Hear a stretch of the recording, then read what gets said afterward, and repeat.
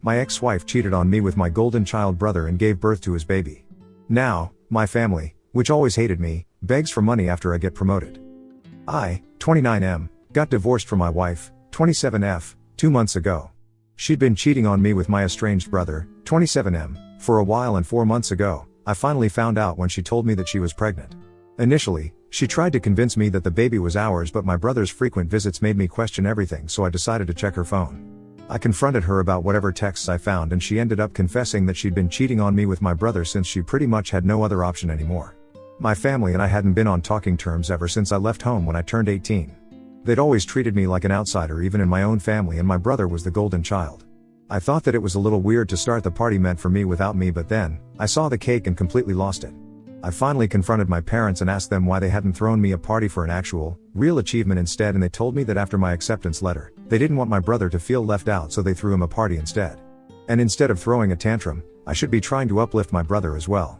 That just completely broke me, and that very day, I made up my mind to never come back to them ever again. And I stuck to it.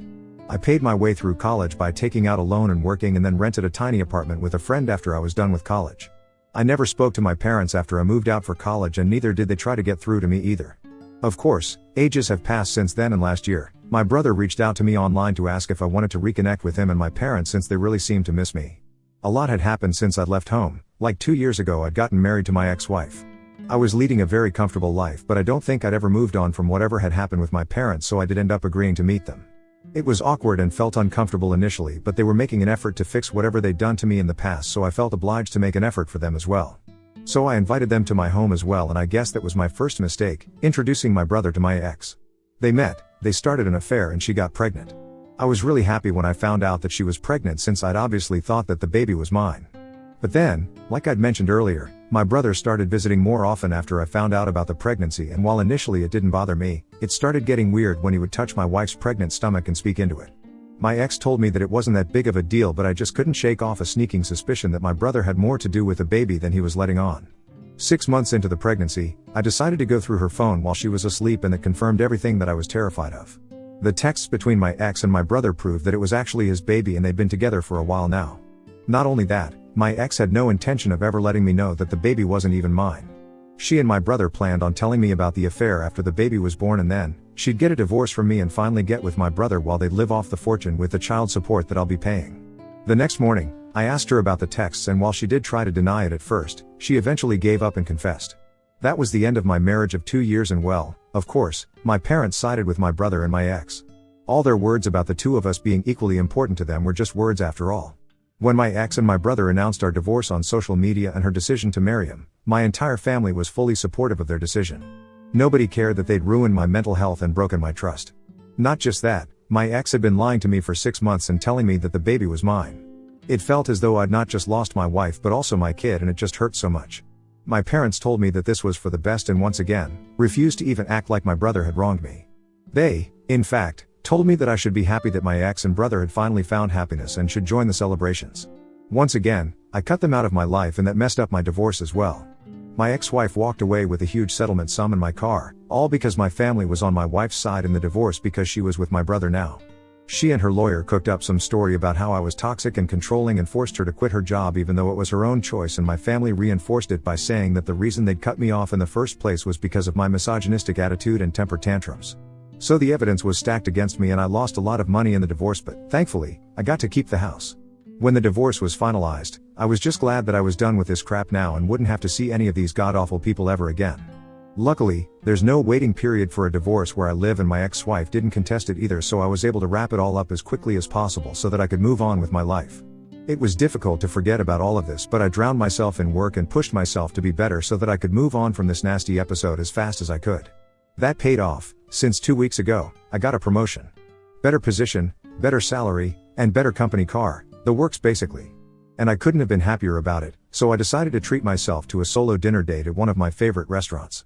But I made the mistake of posting about it online, and within a day or two, my mother contacted me and asked me to come visit them.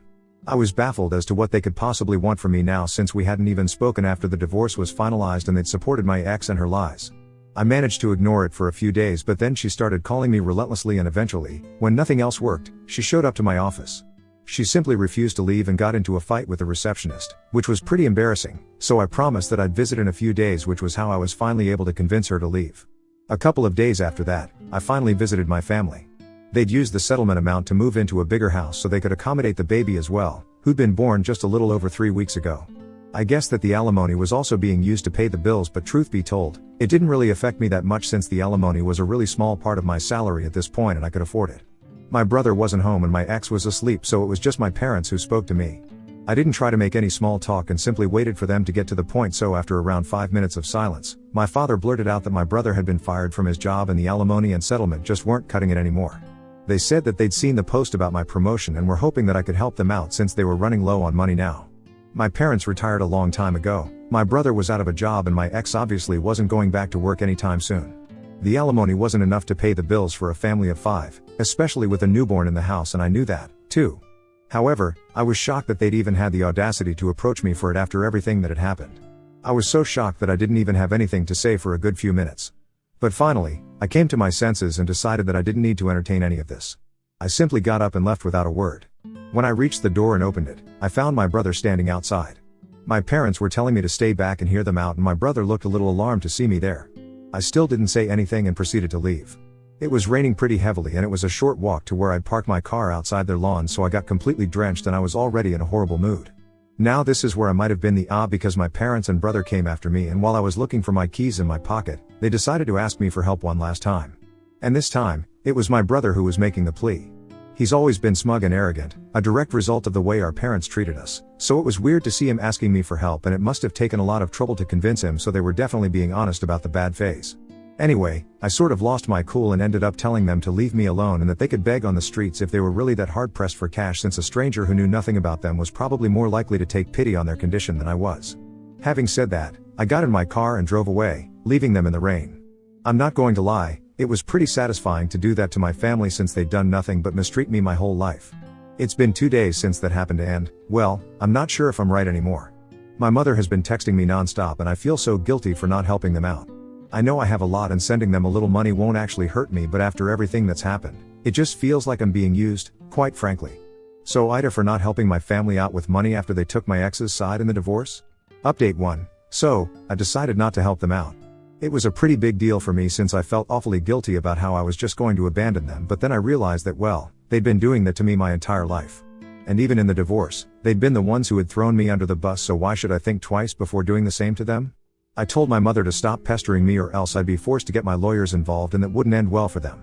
Now that naturally irked them, and so, my brother showed up to my house a few days ago to talk to me. He told me that while he felt sorry for how I'd been treated my entire childhood, he couldn't help the fact that he just was inherently better than me, which is why he was also treated like that. And he also told me that I should stop being so weird with our parents for doing what any other normal parent would have done in their place and just help them out since they're in a tough spot instead of holding grudges like a child. I laughed in his face because of how absolutely demented he sounded, talking crap like that. I told him that instead of trying to put me down and manipulate me into helping them out, he should probably be out looking for a job and not wasting his time like this. That touched a nerve, I think, and he started yelling at me about how I was just jealous of the fact that not just our parents but even my ex-wife preferred him over me, and I was taking revenge by refusing to give my family money. I didn't even bother to fight back and just agreed with him, saying that all that I was doing was just to get revenge on him and there wasn't much that he could do about it. So he got super pissed off and told me that he was going to come after me and force me to cough up the money one way or another, and I'd regret ever speaking to him that way. Honestly, I'm not taking any of that seriously in the least. He can try to scare me all he wants, but it's just not going to work because I know he's not capable of doing anything at all to me. I'm unbothered. Update 2. Well, 3 days ago, my brother visited me and tried to convince me to help them, but he was unsuccessful. My parents have already tried in the past and it didn't work out for them, either. So this time, my ex decided to call me up and speak to me. I was skeptical about answering, but then I decided to answer anyway because if I didn't then they'd probably visit again and waste some more of my time. So I spoke to her and it was insane how entitled and cruel these people can be. She started very politely and told me that, like I already knew, she and her family were struggling with money, and while she realized that I had absolutely no need to help them after whatever they'd put me through, she still wanted me to think about it and be the bigger person here. She tried to make me sympathetic by reminding me that my parents had paid for everything growing up and even she had done her best to be a good wife. Like, yeah, sure, except for the part where my parents didn't give a damn about me and always preferred my brother, and she actually ended up cheating on me with the same brother I used to complain about. So yeah, that didn't work at all, and I told her that while I felt awful about what was happening to them, I was already spending a lot of unnecessary money by paying her alimony, which she technically didn't even deserve since she'd cheated on me but managed to get it out of me since my family had no qualms about lying and making me the bad guy for their gain. She started sobbing on call and told me that I was being selfish and heartless, which was just ironic. When I still refused to help, she told me that my brother was right and that I'd left her with no choice but to get the law involved, and said that she was going to demand a higher alimony now and drag me to court to humiliate me once again. Honestly, I'd like to see them try. The first time around, I was so emotionally drained and depressed that I didn't even bother fighting back or trying to prove them wrong. I just gave in and agreed to pay the alimony without even attempting to prove their claims as false. I never was toxic or controlling or any of those things that they claimed, so she had no reason to cheat on me and so didn't deserve a single dollar out of the divorce. But whatever, I didn't care then and just wanted to get the divorce over with, no matter the financial impact of it. This time, though, I'm ready to fight and make sure that I teach my family the lesson of a lifetime. Update 3. In a shocking turn of events, my wife was true to her words for the first time and actually filed for a higher amount as alimony given that I'd been promoted. But this time, I wasn't going to let things slide so easily. I got all our common friends involved and told them whatever was happening and even filled them in on past events, since most of them only knew that we'd separated and didn't even know about the real reason. They were all obviously very shocked, and I told them that I needed them to testify against my wife if it came down to it, and they agreed readily. I also told my lawyer that I wanted to discontinue the whole alimony arrangement altogether since she didn't deserve it in the least. I spent the past few days gathering all the evidence I could find of my parents and brother being horrible people who never bothered to treat me like an equal and are now hounding me for money just because they know about my promotion. I'd had enough and I needed to get rid of these disgusting parasites once and for all, so I wasn't going to stop and think about their feelings at all. I managed to convince some of my cousins who'd watched me get treated like an outsider in my own home while growing up to speak on my behalf, and they were kind enough to do so as well, even though we were never particularly close or anything.